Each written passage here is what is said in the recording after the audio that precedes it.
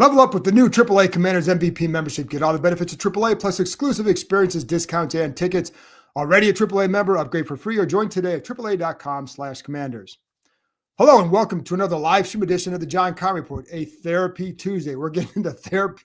It's no more, I should just say therapy months here because misery months, whatever you want to call it, because it's been brutal. Anyways, appreciate you tuning in. As always, give us a follow on the show wherever you get your podcast. If you're watching on YouTube, hit that like button, hit that subscribe button. You can find us there as part of Empire Media, AMPIRE. Always much appreciated when you tune in. And don't forget, you can read my work on ESPN.com. And as you see Bram Weinstein there, you can listen to him on ESPN 630. You got the podcast as well. So, Bram, how are you? Just peachy, John.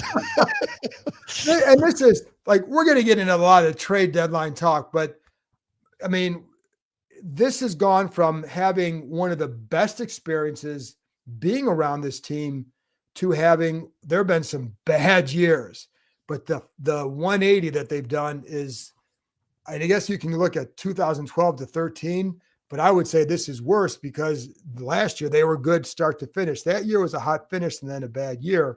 A lot of other reasons for it going into it, but man, Bram, this has been kind of unbelievable.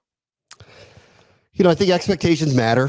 You know, I think what was so magical about last year was I don't think anybody in their wildest dreams saw 12-5 coming and a run to the NFC Championship. I think we're all just hoping for reboot, new culture. Let's see if this quarterback is it. Hopefully they'll win some games. Maybe they'll sneak into the playoffs. Like nothing like what they did. Then they did what they did and it turns around and the expectations are off the charts. And I think reasonably. I mean, they went in the offseason and traded for Laramie Tunsil and Deebo Samuel. The NFL put them on 1 million night games and standalone games. So everyone believed in them, and I did too.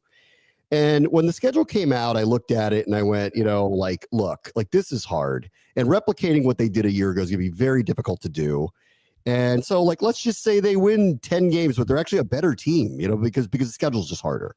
Or maybe they lose some of these close games next year because they don't get every fourth down and they end up going 9-8 and they barely get in or they miss the playoffs. But we go, look, it was a really tough schedule. Like I would have understood that. This is a shock. Like earlier today, we're all feeling it. Like London Fletcher texted me just today. And he's like sending me clips from us in the booth in Detroit in January going, I don't know how we got from there to here. And I feel the exact same way. I don't know how we got from there to here. You could never have convinced me it was going to go like this. Like I would have heard out they're not going to make the playoffs because the schedule was really hard and they had a lot of injuries and, you know, they had historically, like there was anomalies like what they were doing last year statistically, winning games at the buzzer and all that stuff. But I never saw this coming at all. Oh, I didn't either. And now if you had paint like, again, I could have seen I had 10 wins, 9 wins, 8 wins, 11 wins, whatever. In that range, I could have seen any of those numbers. Yeah. But not just 3 and 6, but a couple games where you're not even competitive in the second half. And like that's like the other night was just absolutely brutal. And it's been 2 of the last 3 games where Quinn has been furious or, you know, just pissed off in the post-game presser looking like that way. And you know, so I did not expect this. Like their defense is just abysmal. That is the thing. It's not because they're an old team either. Like there is more than that. It's not that simple with that because there are guys who are younger getting hurt. So it's not just about that. But yeah, no, it's been incredible. I do want to start before we get into all that though. Let's talk about the trade deadline and things that they obviously didn't do. They didn't make a single move, and I'm not surprised by that. We talked about that. My expectation had always been that it would be a quiet day, and it turned out that way. I think there for a couple of reasons. One, they clearly weren't going to go sit there and trade for parts. I don't think they're going to be like Dallas and overpay to bring in guys when you're 3-5-1. Like what they did, they got a good player in Q Williams, but man, I think they paid a price. And that was a lot to pay. I didn't see anything like that for these guys. They just don't have the draft capital. I knew they wanted to hang on to it.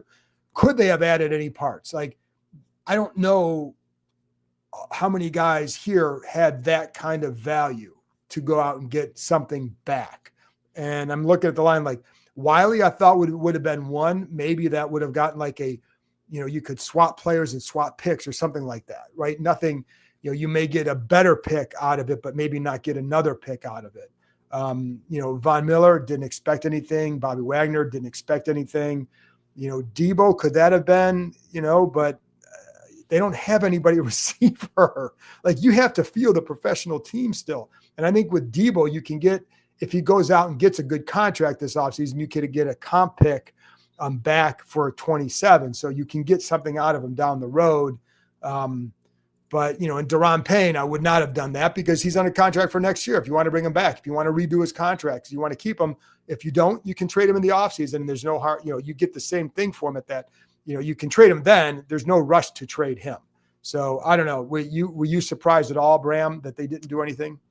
Well, let me preface this by saying it would have been nice to get picks. It would have been nice to get that. I just don't know where they had guys with a lot of value to bring that back. No, I mean, as of a few weeks ago, I'm like, they'll be a buyer because they need to be. And then as things kind of went here and they're short stacked on picks, I couldn't see them doing anything. So that made them a seller, if anything. And listen, I agree with the sentiment of if you're not going to extend Debo Samuel, considering what the season is, don't you field, market offers? And maybe there were none. I'm with you on Wiley. I don't know what it would have been in return if someone did come along with something. And we're not in the business of just giving people away. And getting any picks back would have been really great, considering that they made these moves, and it is what it is. And now that the roster is literally a shell of itself, I really just don't know how they couldn't think through a lot of this on people like Von Miller or Zach Ertz or Bobby Wagner. I don't know if there was a market for any of them. And I actually think, in the case of Wagner and Ertz for sure, I would want to go to them and ask, do you want to play for a contender if there was a market, and let them, because I think they've meant too much to what was the turnaround a year ago. And I think they're owed that. With Von, I don't know. Did a contender want him? I mean, he was signed in the summer. He's on a 1-year deal. I don't know, I don't know. So I don't know what was offered or what the conversations were. So I'm just totally speculating, but there were a lot of guys on 1-year deals, veterans that often, teams want just to have, even if it's just a rotational piece or an extra body to make that run down the road here. And so I thought they might, move apart to get a pick back. And so I'm mildly surprised nothing happened, but I don't know what the talks were and I don't know what the offers were. Well, and that's the thing is, of the guys you mentioned, realistically, I don't know that they bring anything back. Now, Debo, I think, would have had some value because Debo can play.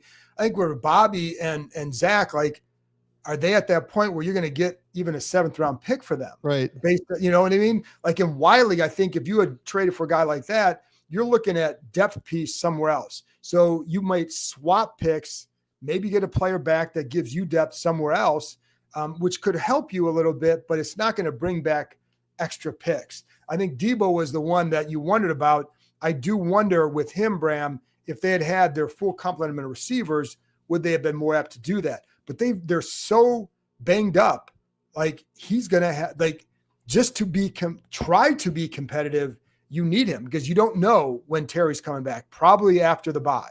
You don't know about Noah Brown. And then if they do come back, and I know that's not about them trying to make a playoff run. It's about trying to field a professional team. You take away Debo, you don't have anything at that position. Yeah. But I mean, I will hear out if I don't know where they are on wanting to extend him, and he is on a 1-year deal.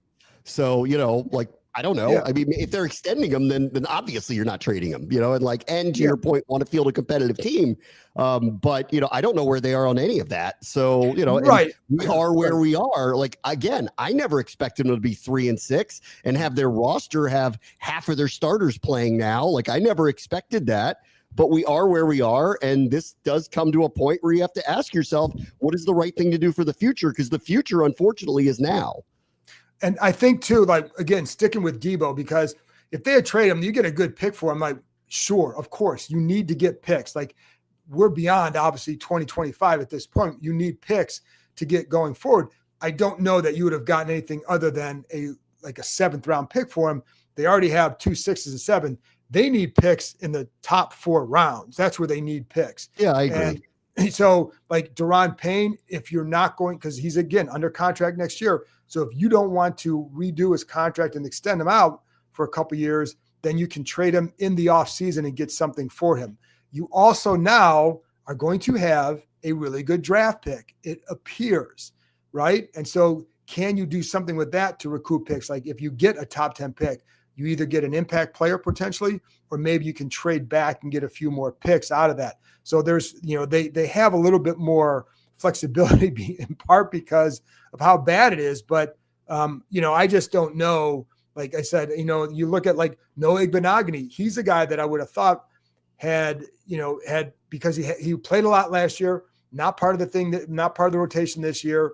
You have Jonathan Jones back, and then Lattimore gets hurt. Well, now again, like if you could have gotten a pick for him, I still would have done it because you can put someone else out there. But to get depth, you're gonna that he matters. But I still would have, if you could have gotten something for him, then I would have certainly considered that because you can bring in Hamilton or they sign another corner to the practice squad. There are things you could have done, and it's not like he's going to make the difference between 5 wins and 4 wins. I mean, just look at this. They put together this roster assuming they were going to make a run. Like they did not like. For years, Mike Rizzo would do this with the Nationals, where he would get some veterans, and you knew he was like waiting for the trade deadline to flip them for other things. That's not what this team was doing. Like, no, they put together a roster they thought they were going to win with, and literally everything that could go wrong has gone wrong. And I think that's what's so hard. I think this is why I'm feeling it this way, because I never expected this, and I know nobody in the building expected this. I was, realistic. Like I didn't walk in going, well, they're going to be 15-2, because the schedule was way too hard. And so I just looked at it and I went, there's just no chance they're going to have some crazy record, but I still think they're a playoff team, and I still think they can go really far. And the injuries started to pile up. The offense never practiced together. The defense has gone sideways, and then now they've got a bunch of injuries. Everything that could go wrong that went against them. The quarterback's gotten hurt 3 times. Like this, anything that could go wrong has, and then that's not to excuse execution on specifically one side of the ball needs to be addressed, because that's gone just completely wrong. And that is not all injuries. Now I know it's piling up on them, and it's going to be hard to field the right type of roster to fix it. But that isn't the story of the first 8 weeks of the season, why they're ranked where they're ranked. So there's a lot going on here. Some of it is out of their control. Some of it, is, I think, within their control. And it's just all just piled into this mess that I never, ever saw bulldozing down this way. Like them struggling to get through the schedule to then make a run at the end of the season felt like a distinct possibility. Here we are at the halfway point talking about how many games are they going to win the rest of the year. I never, ever, ever saw that coming this year. No, not I didn't either. And now if you lay out the scenario that, you're going to have, 5 starters on IR by this point, you're going to have Terry's only going to play a couple games and Noah Brown's not going to, and Terry, especially Jane's going to miss 3 games, then okay, God. All right. So we're laughing because there's someone named Just Moody said we need to dump all the coaches, replace them with the guys in the chat who have all the answers. Yes. there's a lot of people who have a lot of answers out there for sure. That's kind of funny. I appreciate the laugh. But anyways, there's no chance we would have seen this coming.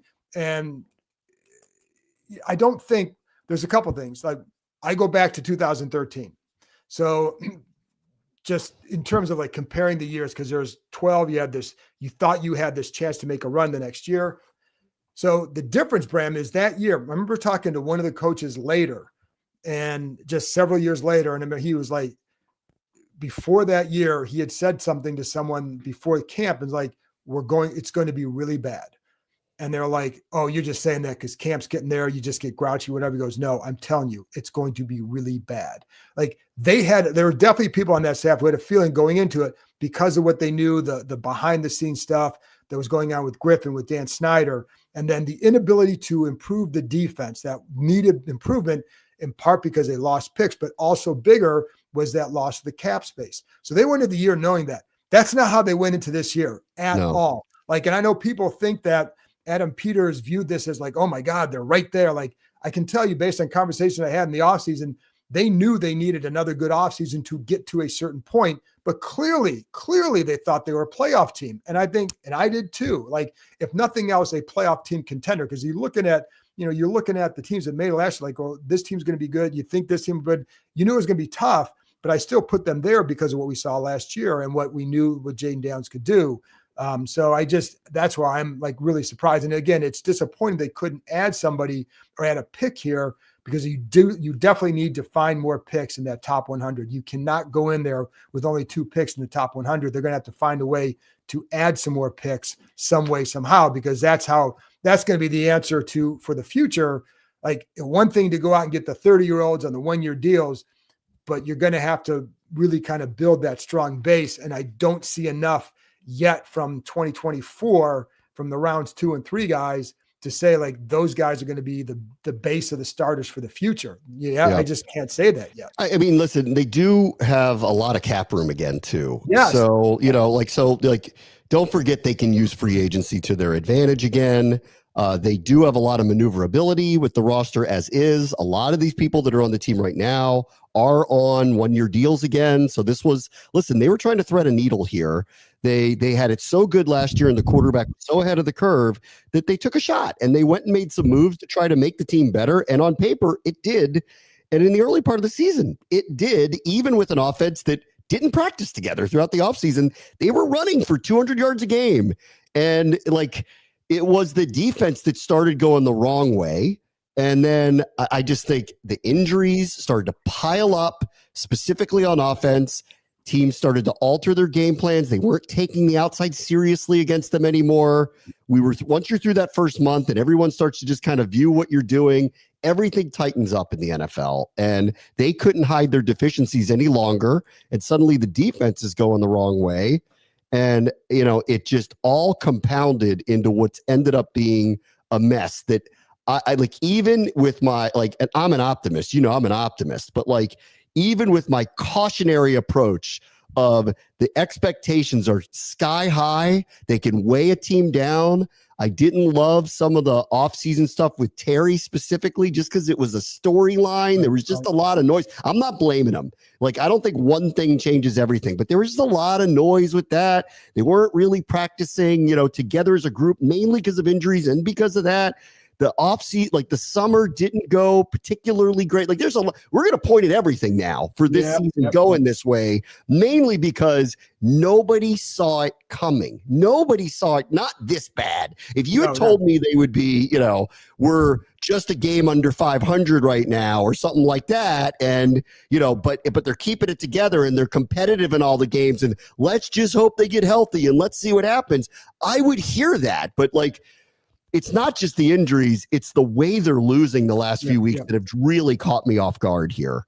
Not competitive. Bram, I want to get to Jaden Daniels in a minute, and just for a couple of things. One, Kurt Warner talked about him in some studying about how he looks different this year, how it looked different, not holding on the ball too long, whatever, but also the injury. So we'll get to that in a minute. But first, Commanders fans, this is for you. Level up with the brand new AAA Commanders MVP membership. You'll receive all the benefits of AAA, such as 24/7 roadside assistance, plus chances to win game tickets, access to exclusive team events and experiences, along with 15% off Commanders gear at the online pro shop. Already a AAA member?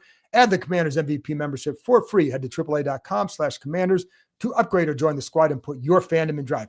Also, Bram, so I'm a big Seinfeld fan. And this is my old wallet. It's like the George Costanza one. If anybody watched it, now it's empty. That's why it's not as thick. Not quite as bad as Costanza, but that's the wallet I had before Ridge. Could have doubled as a phone book. This is my new wallet. Take a look at this new sleek wallet from Ridge. Slim, modern design that can hold up to 12 cards plus cash, made with premium materials.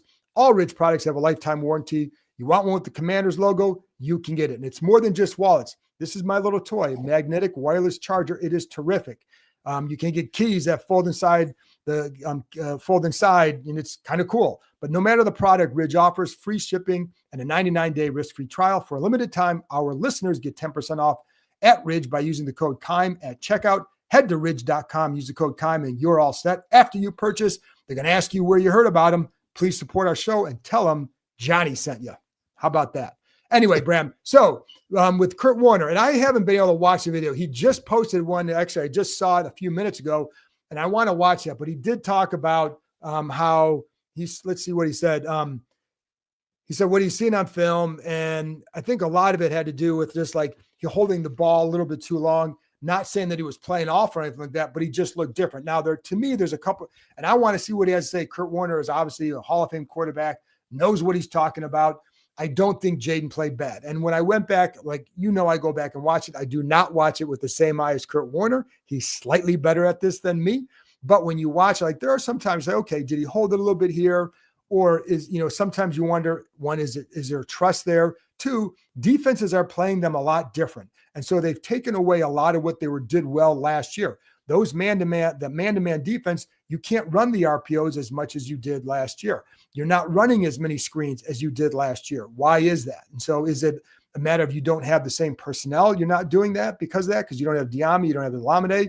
But could Lane have done that? Could McCaffrey have done that more? But I think you've changed. So it's because when you're playing zone, the RPOs just work better. That's what it's designed to do, right? So I wonder how much is part of that they've taken some of that away. Then you're not having guys that separate as much. But I'm curious to see what Warner saw in that. I don't know if you've seen any of that or any thoughts on any of that, Bram. So I am not going to argue with a Hall of Fame quarterback and what they see on film. So that's just number one. Right. Number two, I think he's coming off 2 injuries this year. He's barely practiced with the group that he's out with. And really since day one, they have not practiced with the group that we would call their starting offense once. So I think, and Cliff Kingsbury was red flagging this in the summer, and he was like, we got to get people out here practicing. And, it wasn't their fault that Brandon Coleman missed a lot of time, or that Noah Brown missed a lot of time, or Terry was, taking care of whatever he needed to take care of. It wasn't their fault that was happening, but they were not there. And, I firmly believe that, practice and chemistry matter. And so I think that's a lot of it here. And go look at the group that he's throwing to, they're never the same people in the same games. Even the offensive line was switched around a couple of times. So I think that this is all, I'm not arguing with him in his film review. Right? Right. I'm not smart enough to right. sit there and pretend that I can scout Jaden Daniels or anybody better than he can. And so I'm not here to argue with his opinion on it. But I will tell you, I do think there is a factor here, and that factor is this group has not been together literally since day one of the start of training camp. And I think that should matter. And their best receivers have often not played this year. And I think that should matter. I mean, he's throwing to guys who are on the street or on the practice squad, and not to demean them, but when you're thrown to a group like that, it makes a difference. And so where's Austin Eckler? Where's Austin Eckler? Austin Eckler's gone. Austin Eckler's gone at the beginning of the season. What I'm saying, there are things that they're not using as much as they did last year. And that's the thing, I'm curious, so again, some of that is defensive coverages and what they're doing, taking some of that stuff away. And so now it's up to these guys to adjust, but some of that you need guys who can beat man coverage and win quickly. And they don't have that right now. So that is a problem. And now again, I'm with you. I think there's funny because you look on Twitter and some people want to debate Kurt Warner. I'm like, dude, I think he may know what he's talking about. So what he's seeing, I'm not going to not even debate that, but I can't argue that because he's way more qualified. But what I do know is, again, some of the stuff you said, you put it in context. I'm not trying to make excuses for Jaden. I think the kid's a really good quarterback and is going to continue to be that. My only concern with him is then, because like everybody else, durability. Can you, and it's not like when Robert was here, the protecting yourself and all that was somewhat of a different discussion. I thought Robert became reckless when he ran. I think with Jaden, it's more when, learning to throw it away, like the play the other night. Could you have, first of all, you hand it off. That's what was there. But does he learn something from that? Or is it just a matter of sometimes things happen? I don't know. But I think those are the things that for him to grow, we'll see a little bit more than I thought. At times he did a much better job of it this year. So I'm encouraged by what I saw from him in a lot of those areas, and keeping his eyes downfield. I think that's all good. And so I don't worry about him at all. It's just, you just want to see him stay healthy. I think the other thing that would help him stay healthy is having better guys, guys who get open that you can throw to, and you don't have to then rely on your legs. He does not want to sit there and play Superman. I know it's what he's really good at running and all that, but he wants to throw the ball. He wants to be a point guard who throws the ball, not a point guard who has to score all the time. And so you need to get more for him to do that, period. I think this has just been a really, really troubling year for everybody. Yeah. He basically didn't practice with the group that he was going to play with, and it's literally not going to happen for the entire year. Terry was out all of summer. Noah Brown was basically out all of summer. We can argue about the contract and why it lasted so long and should something have been done about it. We could argue, should they have relied on Noah Brown at that position based on his injury history, and should they have had more depth at the receiver position? These are all fair questions to ask, right?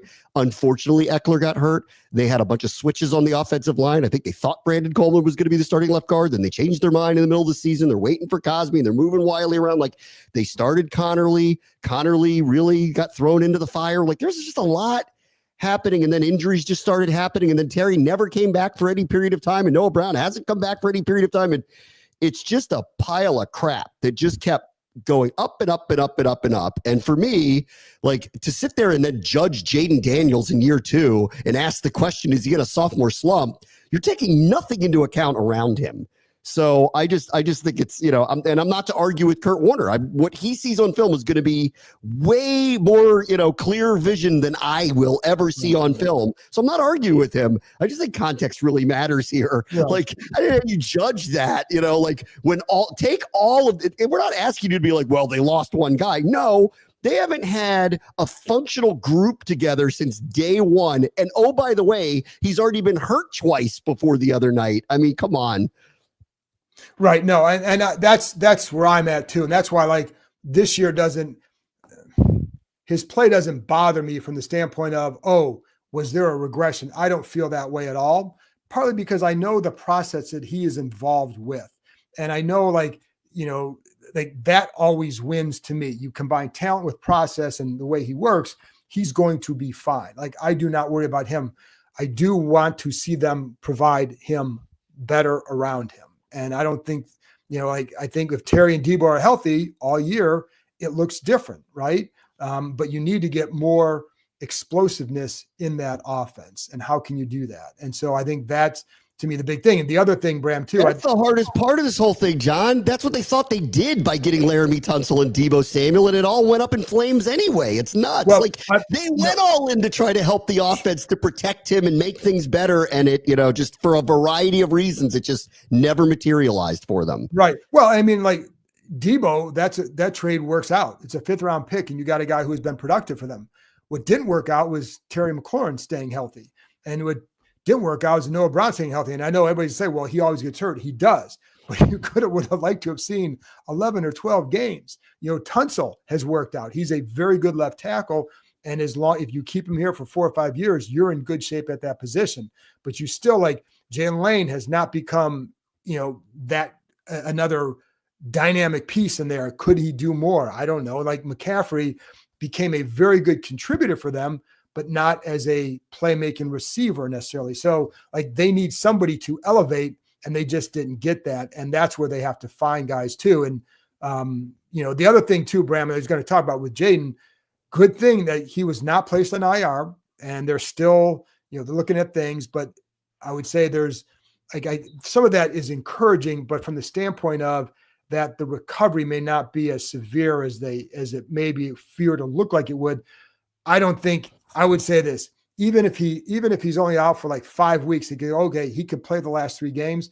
I don't think there's any way he's going to play. And I would not play him either if he came back. If you're 3, I don't know. I mean, 3 and 10, like, there's no purpose to it, but I think it's good that if he doesn't, first of all, again, non-throwing arm, but if it's not a severe, ligament situation or anything like that, that's good for him getting the offseason, because it will not take as long to you can get into your, what you want to do rather than rehabbing all off season. Yeah. I just, let's see what the record is, when it's even possible for him to play, which is going to be for a while. We don't know if you don't know if he can or not. We don't even know if he can. And either way, you think Quinn had a rough press conference the other day with his mea culpa. Like, can you imagine putting him back out there if he were to get hurt again with a bad record, like a really bad, no chance at the playoffs record?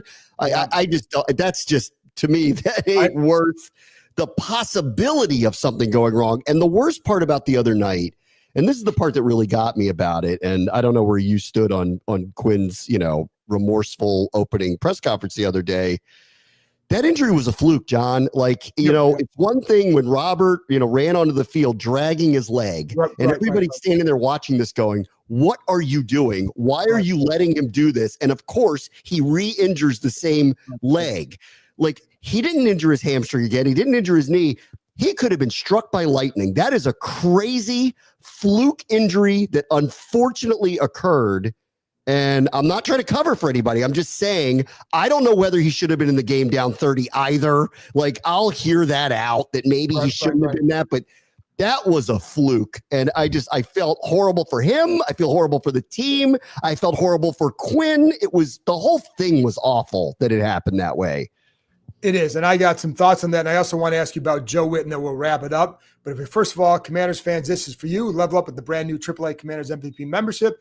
You'll receive all the benefits of AAA, such as 24/7 roadside assistance, plus chances to win game tickets, access to exclusive team events and experiences, along with 15% off Commanders gear at the online pro shop. Already a AAA member, add the Commanders MVP membership for free. Head to AAA.com/Commanders to upgrade or join the squad and put your fandom in drive. So, Bram, my thought too with that is very similar. Like with Robert, I remember being at that game and watching him run out of bounds one time, and he's limping as he's doing it. And I remember even tweeting, like, I can't believe he's still in the game, because you could see that he just couldn't run. And it was like a few plays later where he gets hurt. Now, there were other games that year where he would limp out of bounds, and he would get in, like after he came back from the initial knee injury, because he ran his zone read, and he came back, and like the coaches were not happy of watching him do that. So, that's the only thing. I think the hard part, and my question to Quinn after the game, and he kind of addressed this Monday, was, I agree, like he wasn't hurt. So there was no injury that you're protecting at that point. But knowing that he likes to scramble, should that have factored into consideration? And the next day he said he did. But that Monday afternoon presser basically seals that unless you're fighting for a playoff spot, you're not going to see Daniels back. My guess, unless, even if he's right, even if he could play, I don't think that it would go that way. I would just say that, but we'll see. Now, Joe Witt. So Joe Witt going from press box to the field. Yeah. What do you think? Is that going to save the defense?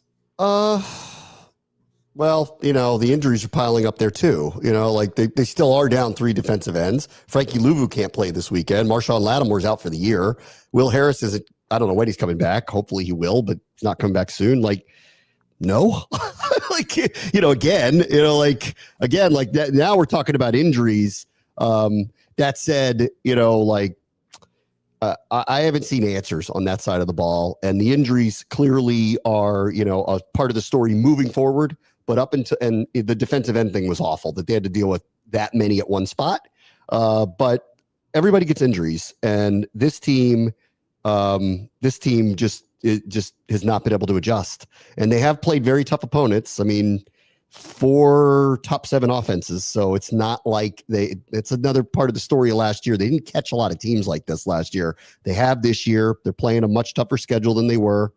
I don't know. I trust the coaches to do whatever they think is best here. Going down on the sideline, to me, it's just a switch up. Maybe it closes the communication barrier between Joe and some of the players that he wants to talk to. Let's see what happens. It can't be any worse than it's been. The first half the other night, John, that was like a preseason game, like where one team played its starters and the other team didn't. Like the quarterback has a perfect passer rating, doesn't throw an incompletion, and has 4 touchdown passes on your field on Sunday Night Football. Like that almost feels impossible to me. I can't even believe I saw that happen. So if this helps them, get rid of some of whatever the communication breakdown has been, then great. Then great. But I think the injuries are just a little too overwhelming, and this particular opponent coming up is another juggernaut offense. So I don't know what to expect really. Right, and I think like going down to the field, first of all, I don't think this is going to solve a whole lot of problems. Going down to the field, you may have the ability to communicate directly, like you said, to them, maybe get a better feel for the game, whatever. My problem with the defense has been last year and this year is their run fits are really, really undisciplined.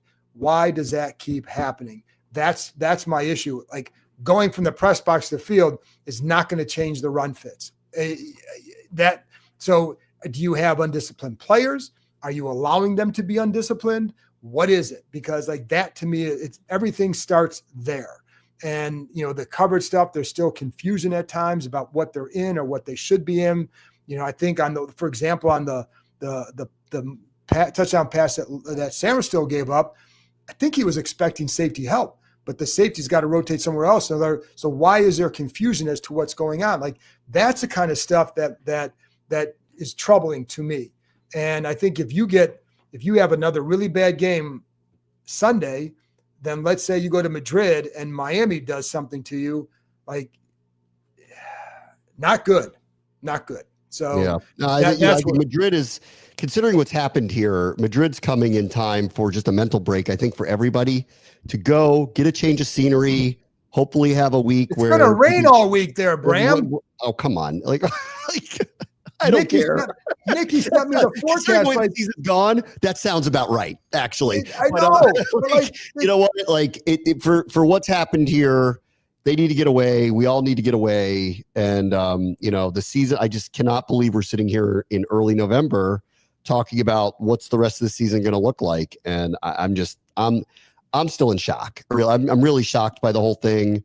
And defensively, I now that they've lost so many people all at one time, I don't know how it gets fixed. I don't know how it gets fixed. So yeah, and I do think and there are a lot of questions over here, and I'm sorry I can't put some of these comments up there, but the off season, we'll get to the off season in a few weeks. Yeah.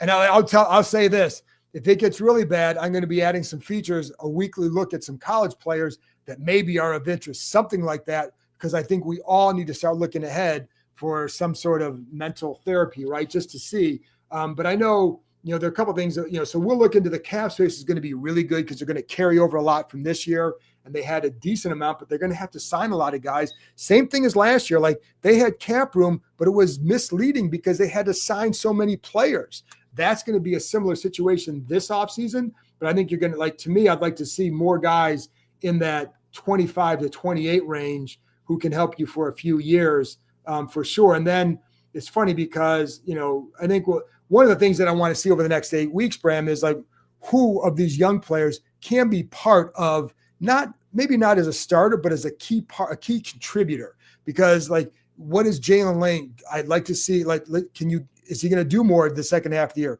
Krosky Merrick, because that run game, there are a lot of Ohio State guys that would help this team. Let me tell you, starting with the linebacker, Caleb Downs would be fantastic. Get one of them now.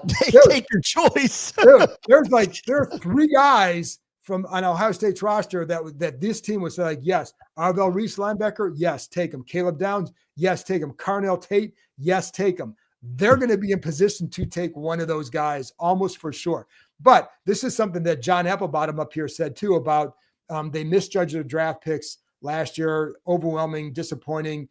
The excuses for them is getting annoying. I don't know who's making excuses for them because I've said multiple times they need to get more from that group. The day 2 folks, I'm going to just call them the day 2ers. The day 2ers from 24, we need to see more contributions as they start rising at a higher level, like Sinnott contributing, but not at a second round pick level. Coleman, not a starter. I'm not giving up on him because I think he can still get there.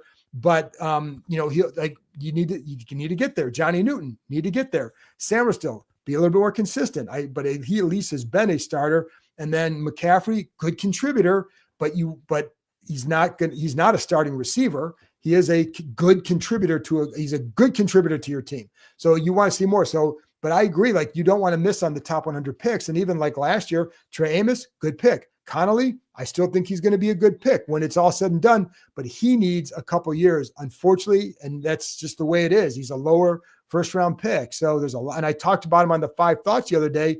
If you didn't listen to it, go back and listen to it because it kind of goes over all the things that he has to get used to. And I actually thought he was better the other day in pass protection that's as a quick rewatch. But anyways, so but from 2024, I'm with you. You need to see more from that group, and Yeah. you know, there's you know, we may see some more of that next year with guys like McGee. So you know, I will see, but there's long way to go. And that's kind of the problem right now. So hey, let me tell you, if there's something you guys would rather talk about, leave it in the comments, because I'm open. Like I'm open for whatever. Like if you want to talk like a whole show on dad jokes, I'm your guy. So here's the one thing I want to say about the rest of this year, because we have a long way to go. yes. This team has preached, you know, brotherhood, commitment to one another, passion for the organization, passion for each other.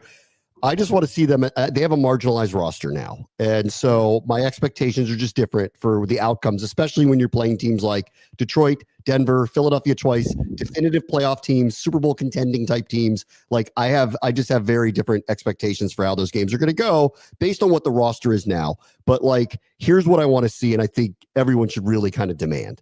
They just need to play better. They need to play for each other. They need to play hard. They need to play more disciplined, especially on the defensive side of the ball. And the chips will fall where they may if they're playing a team that's got better health and is just better than them at this point. But I think we all need to see that in the second half of the season just to feel better about where everything is going. What's happened has happened, but we're thinking about the future. Well, the future starts with how do they collectively play for one another and for the organization moving forward, regardless of the fact that they're unlikely to make the playoffs now. And that's a big disappointment. And we all know this. But how they play collectively is very important to me down the stretch here. Very important to me. Yeah, no, my last word here too. I agree with you on that. I'd like to see them just look like a professional team. Like too many self-induced mistakes with the penalties, right? Zach Ertz with 2 false start penalties, including one in the 4th and 1. Like for a guy in his spot, like that becomes inexcusable. So, all right, well, I'll finish with Glenn Carr wants in my favorite Curb episodes. Believe it or not, like I'm way more like I would like Curb, but I was not a religious devotee of that because I could only take so much of Larry David, a half-hour episode. Like, but I actually, you know what? There are a couple of them, like the ones like the Palestinian chicken one, like that was pretty funny. There's I like the reunion ones. Go watch that and think about what's happened to the world the last couple of years. I know. But the other one was like when, regardless of your political affiliations, when he had the MAGA hat that he used if he didn't want someone to be around him. Like there's things that are just funny that, that you can laugh at all that. But so anyways, but I forget. I'll give you one recommendation for TV because I watch a ton of TV. Have you seen The Chair Company yet? No. Which is HBO, Tim Robinson, who I love. Oh. If you want a good laugh, there's only 4 episodes in. They're only half an hour each. Watch The Chair Company. It's fantastic. All right. Well, I might do that later. But then so my last point is I want to see just look better. If you're going to face a ton of man coverage, what can you do to then maybe do something with that? Can you run more motion, more stacks, more rub routes, etc.? Because you don't see a ton of that with this team, but that's how you beat man coverage, right? What more can you do defensively?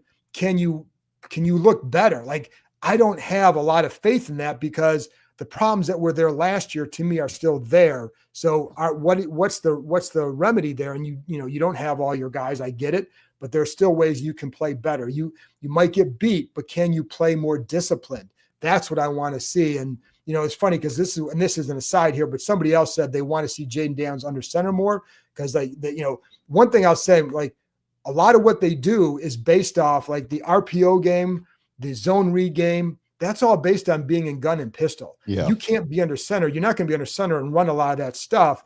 And the jet sweeps and all that, like it's just a different look. So I don't know. And I've talked a lot. And the reason I even bring this up, because I've talked to a lot of people about that. Some teams are great under center. Like the Rams are great under center. It can be really good for play action.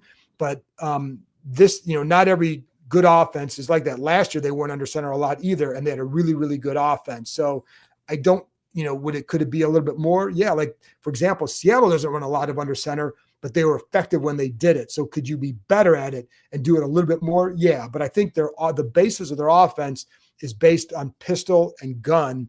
and they can run a lot out of that. And again, last year it wasn't a problem. So anyway, Bram, you got anything else? I don't know. Just I might take some NyQuil and just pass out. NyQuil, you might. It's been a long couple of weeks. The shock of this has really hit all of us. But you know what? We'll play again on Sunday, and I'm hoping we're just going to see a better effort. I mean, well, let's see what they can do against a very good team. But I'm hoping to see a better effort and more competitive game. That's all. I think Buffalo Trace would be better than NyQuil at this point. So I might do both of them. I might try both.